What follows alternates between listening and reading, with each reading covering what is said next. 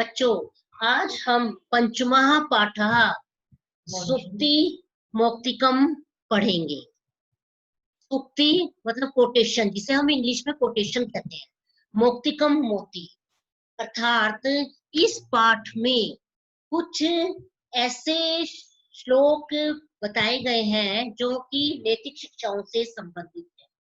संस्कृत साहित्य में नीति ग्रंथों की समृद्ध परंपरा है। इनमें सारगर्भित और सरल रूप में नैतिक शिक्षाएं दी गई हैं, जिनका उपयोग करके मनुष्य अपने जीवन को सफल और समृद्ध बना सकता है।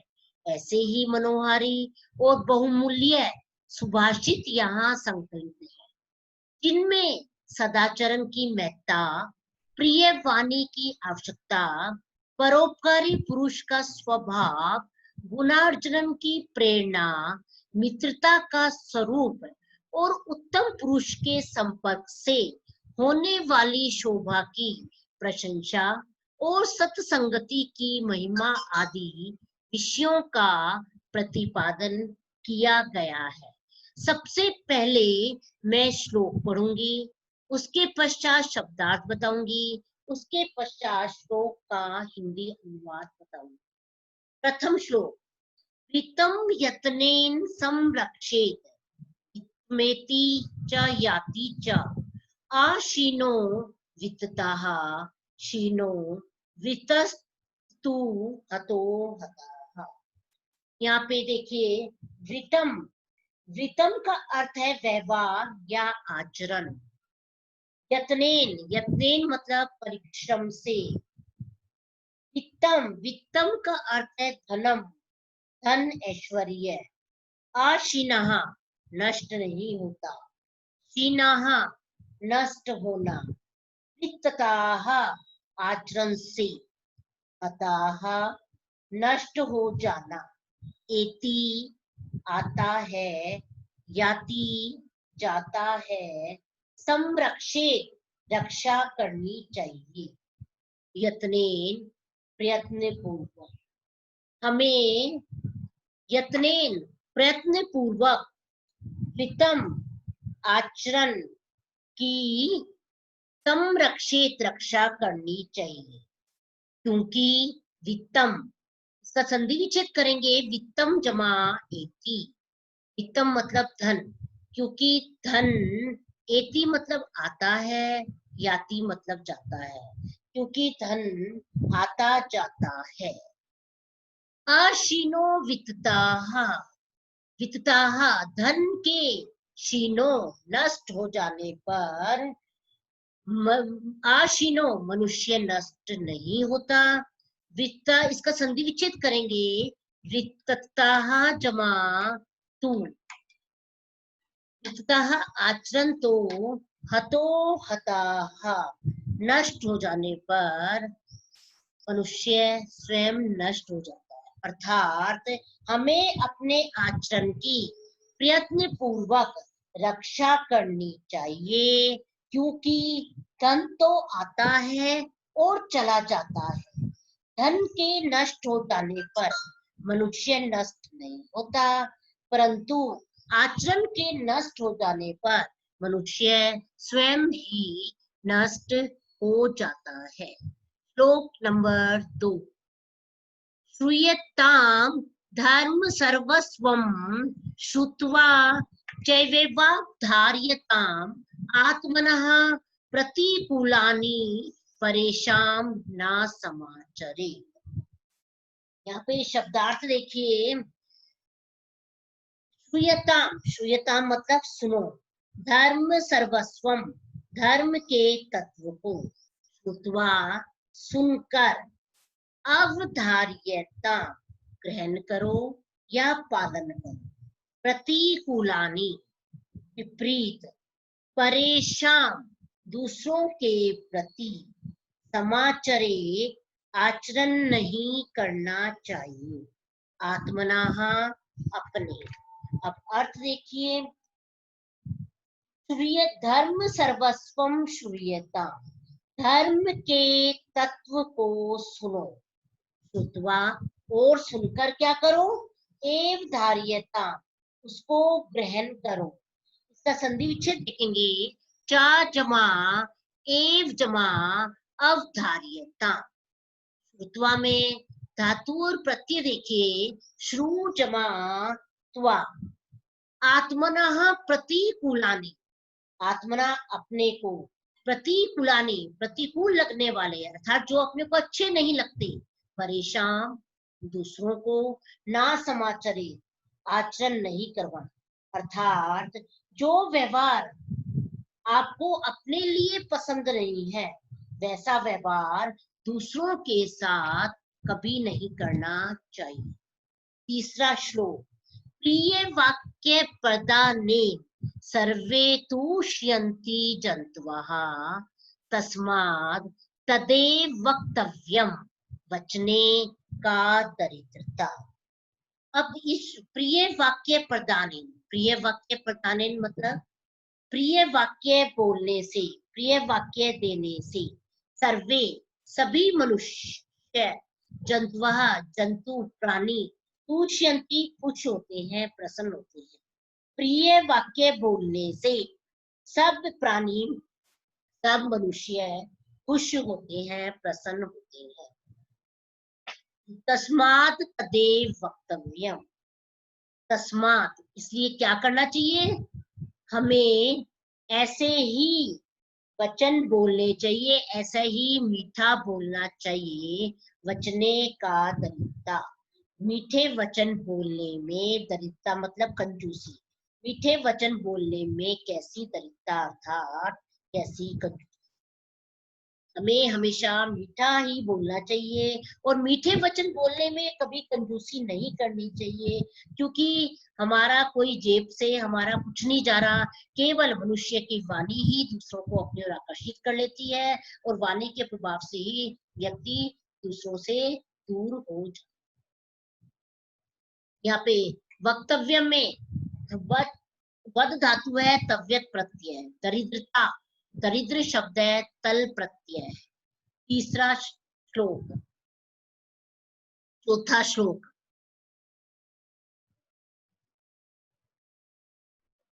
पिबन्ति नद्यः स्वयमेव नाभवः स्वयं न खादन्ति फलानि वृक्षाः नादन्ति शस्ये खलु वारिवाः परोपकाराय सतां विभूतयः।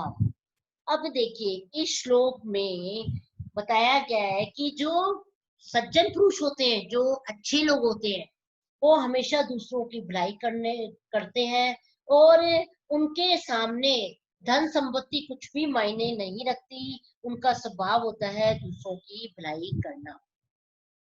पिबन्ति नद्य, नद्य मतलब नदियां, नदियां अपना जल क्या करती, शब्दार्थ देखिए पहले, नद्याः नदियां, अंबाह, अंबाह मतलब पानी, पीबन्ति पीती है, वृक्षाः पेड़, खादन्ति खाते हैं, खलु निश्चय ही, पारिवाह बादल, सस्यम अनाज या फसल कुछ भी कह लीजिए, अदंती खाते हैं, तताम सज्जनों की, विभूतियाः धन संपत्ति, परोपकाराय दूसरों की भलाई के लिए।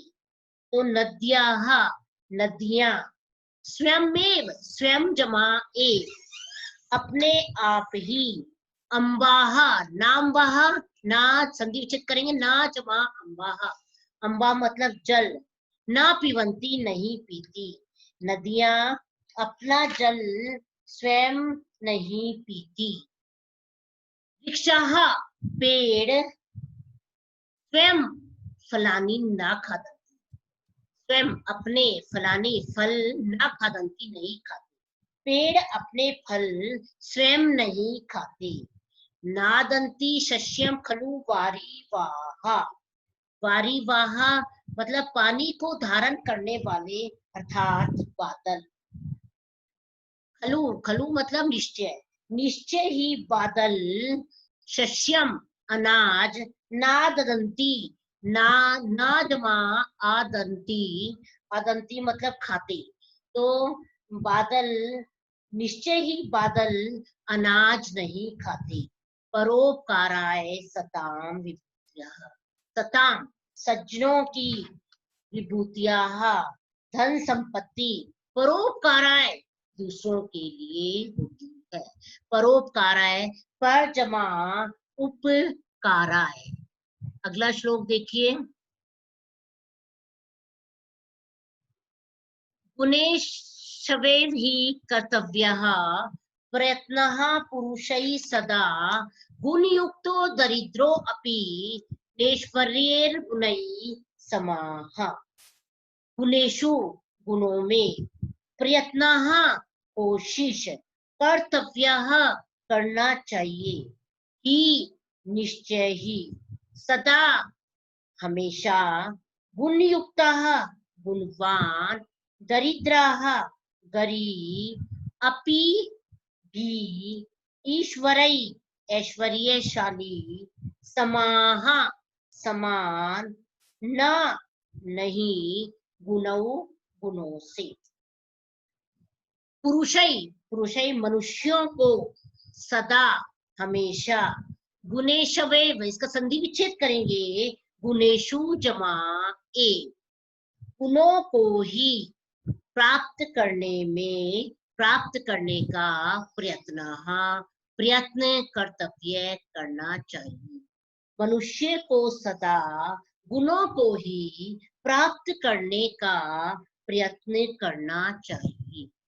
गुणयुक्तो गुणवान व्यक्ति, गरीब दरिद्रों अपि इसका संधि विच्छेद करेंगे, दरिद्रः जमा अपि, गरीब होते हुए भी, न ईश्वरीय गुणई, ऐश्वर्य गुणई मतलब ऐश्वर्यशाली गुणहीन, ऐश्वर्यशाली गुणहीन के समाह ना समान नहीं होता। गुणवान व्यक्ति गरीब होता हुआ भी वह ऐश्वर्यशाली गुणहीन के समान नहीं हो सकता, अर्थात वह उससे अधिक कहीं श्रेष्ठ होता है। अगला श्लोक देखिए। आरंभ पूर्वी शयनी क्रमेण, लघ्वी पुरा वृद्धिमती च पश्चात, दिनस्य पूर्वाद पराद भिन्ना, छाये मैत्री खल सजना ना। इस श्लोक में देखिए, इस श्लोक में के शब्दार्थ आरंभ पूर्वी, आरंभ में लंबी, क्रमेण क्रमेण धीरे धीरे, शयनी घटती स्वभाव वाली, पुरा पहले, लघ्वी छोटी, विधिमती लंबी होती हुई, पूर्वार्ध पूर्वाहन, परार्ध अपराहन, छाये छाया के समा, भिन्ना अलग अलग, फल दुष्ट, सजना नाम सज्जनों की।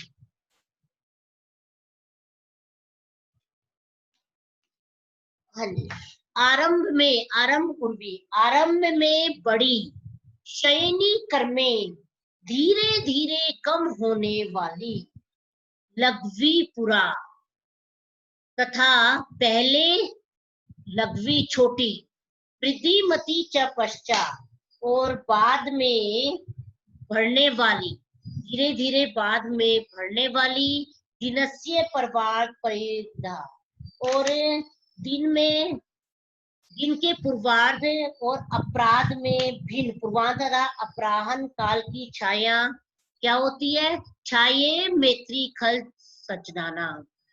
तो दुष्टों और सज्जनों की मित्रता भी अलग अलग होती है, अर्थात आरंभ में बड़ी, फिर धीरे धीरे कम होने वाली तथा पहले छोटी, फिर धीरे धीरे बढ़ने वाली, पूर्वाहन तथा अपराहन काल की छाया की तरह दुष्टों और सज्जनों की मित्रता भी अलग अलग होती है। अर्थात यहाँ पे दुष्टों और सज्जनों से तुलना की गई है कि जिस प्रकार दुष्टों की मित्रता क्या होती है, आरंभ में बड़ी होती है, ज्यादा होती है और फिर बाद में कम हो जाती है। और सज्जनों की मित्रता पहले कम होती है और फिर धीरे धीरे बढ़ती जाती है। इसका यहाँ पे इससे कंपैरिजन किया गया था। अगला श्लोक देखिए, यत्रापि कुत्रापि गता भवेयुः हंसाः महीमण्डल मंडनाय हानिस्तु तेषां हि सरोवराणां येषां मरालैः सह विप्रयोगः। महीमंडल, महीमंडल का अर्थ है पृथ्वी, मंडनाय सुशोभित करने के लिए, गताः चले जाने वाले, अवेयुः होने चाहिए, मरालई हंसों से, हंसाः हंस, सरोवराणाम तालाबों का, विप्रयोगः अलग होना, हानि ही हानि, सह साथ, तेषाम उनका, येषाम जिनका। पृथ्वी को, महीमंडल पृथ्वी को, मंडलाय सुशोभित करने वाले, हंसाहा हंस, भूमंडल पर कैसे होते हैं, पृथ्वी पर जहां कहीं भी, यत्रापि कुत्रापि, जहां कुत्रापि कहीं भी, जहां कहीं भी प्रवेश करने में समर्थ है, हानिस्तु हानि तो तेषाम सरोवरानाम उन सरोवरों की है, उन तालाबों की है, ये शाम जिनका, मरालई हंसों के साथ, विप्रयोग योग हो जाता है। पृथ्वी को सुशोभित करने वाले हंस इस पृथ्वी पर, इस भूमंडल पर जहां कहीं भी प्रवेश करने में समर्थ है, हानि तो उन सरोवरों की है, उन तालाबों की है जिनका हंसों से अलग होना हो जाता है, वियोग हो जाता है। अंतिम श्लोक, गुणा गुणकेषु गुणा भवन्ति ते निर्गुणं प्राप्य भवन्ति दोषाः आस्वाद्य तोयाः प्रवहन्ति नद्याः समुद्रमासाद्य भवन्त्यपेयाः। अब गुणेशु गुणकेशु, गुणकेशु मतलब गुणों को जानने वालों में, निर्गुणम गुणहीन, दोषाः दुर्गुण, आस्वाद्य तोयाः स्वाद युक्त जल वाली, आसाध्य प्राप्त करके, प्रवहन्ति बहती है, नद्यः नदियां, अपेयाः न पीने योग्य, प्राप्य प्राप्त करके, भवंती हो जाती है। अब गुना, गुणकेशु, गुणवान जो व्यक्ति होते हैं वो लोगों में रहने के कारण से गुणों को सगुण कहा जाता है। गुणवान लोगों में रहने के कारण ही गुणों को सगुण कहा जाता है। गुणहीन को निर्गुणम, निर्गुणम मतलब गुणहीन, गुणहीन को प्राप्त करके, प्राप्त करके वे दोषाः भवन्ति दोष हो जाते हैं, दोष बन जाते हैं। जिस प्रकार उदाहरण दिया है, जिस प्रकार नदियां स्वादयुक्त, आस्वाद्य, आस्वाद्य मतलब जिसमें स्वाद नहीं है, स्वादयुक्त जल वाली, तोयाः मतलब जल, स्वाद युक्त जल वाली होती हैं, बहती हैं, परंतु समुद्रासाध्य, समुद्र को प्राप्त करके वे क्या हो जाती है, भवन्त्य पेयः, अपेय मतलब ना पीने योग्य हो जाती है, उनका पानी ना पीने योग्य हो जाता है। अर्थात गुणवान लोगों में रहने के कारण ही गुणों को सगुण कहा जाता है, गुणहीन को प्राप्त करके वे दुर्गुण दोष बन जाते हैं। जिस प्रकार नदियां स्वाद युक्त जल वाली होती हैं, परंतु समुद्र को प्राप्त करके वे ना पीने योग्य अर्थात कुस्वाद वाली या नमकीन हो जाती हैं।